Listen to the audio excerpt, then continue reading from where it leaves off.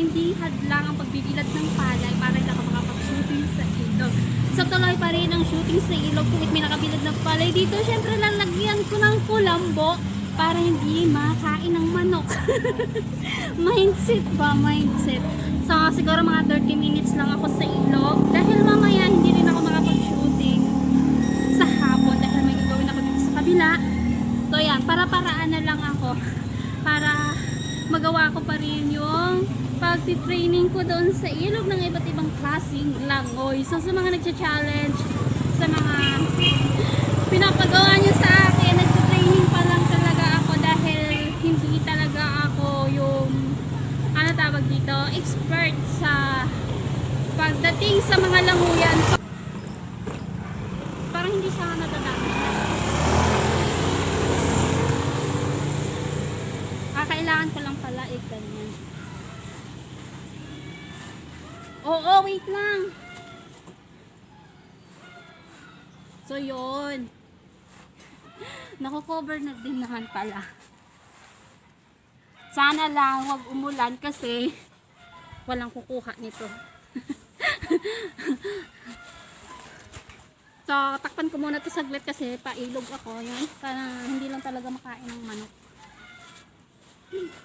So, para-paraan na lang talaga para makapag-vlog pa rin ako sa ilog habang may nakabilad.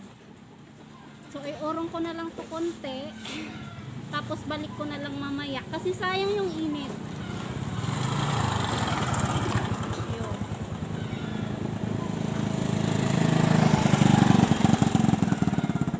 Ang init pala sa para hindi lang talaga maubos ng manok. So, urong ko na lang ng konti ito. Tapos, balik na lang mamaya. Dahil 30 minutes lang din naman ako sa ilog.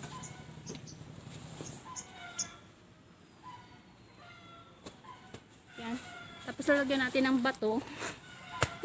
Ginawa lahat-lahat para makapag-vlog sa ilog. Tapos ito, wag lang talaga umulan. So, bibilisan ko lang.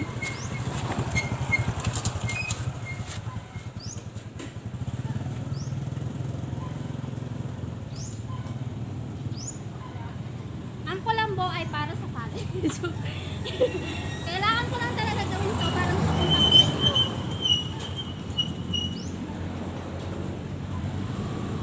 Dahil maraming manok.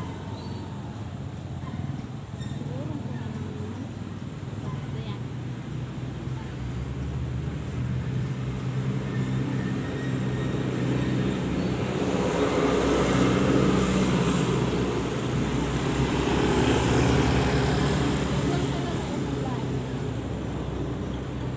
Tapos takpan natin.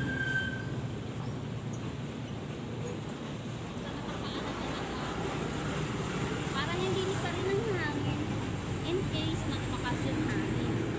So para pataan na tayo. Para makapunta pa rin tayo sa ito. So wala madalating bato. Sana lang hindi ulan.